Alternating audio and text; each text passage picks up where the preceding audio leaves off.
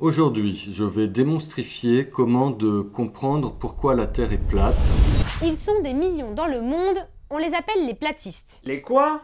Les platistes, vous savez ceux qui pensent que la Terre est plate. Ça vous semble dingue? Mais oui, c'est clair. Pourtant c'est l'une des théories complotistes les plus connues.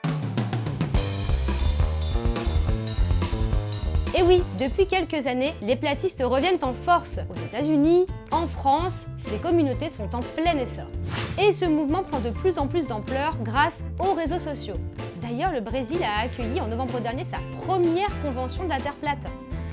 Alors évidemment, plusieurs arguments sont avancés.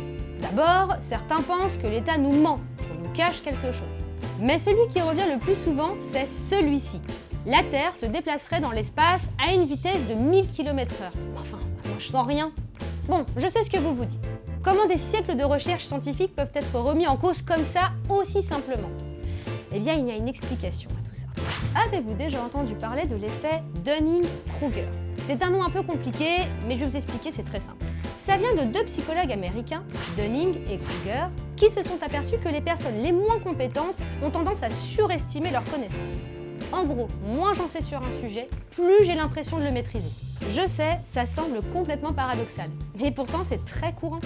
Du coup, une personne incompétente ne va pas se rendre compte de son incompétence. Et pire encore, elle va remettre en cause ceux qui, eux, sont compétents. Et voilà, c'est exactement ce qui va se passer avec cette théorie de la Terre plate.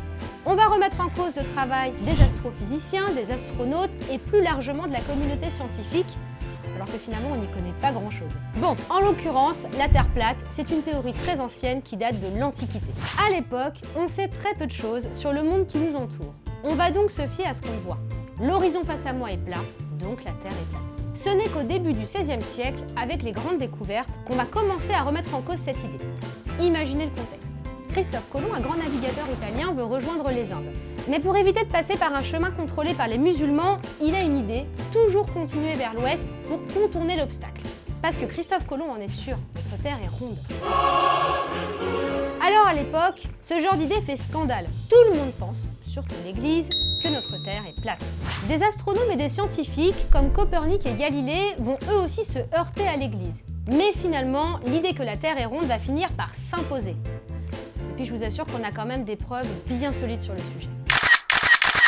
Alors, quand vous voyez passer ce genre de théorie farfelue, replongez-vous un peu dans l'histoire ou dans les travaux scientifiques. Vous verrez souvent, ça vous donnera la clé de tout.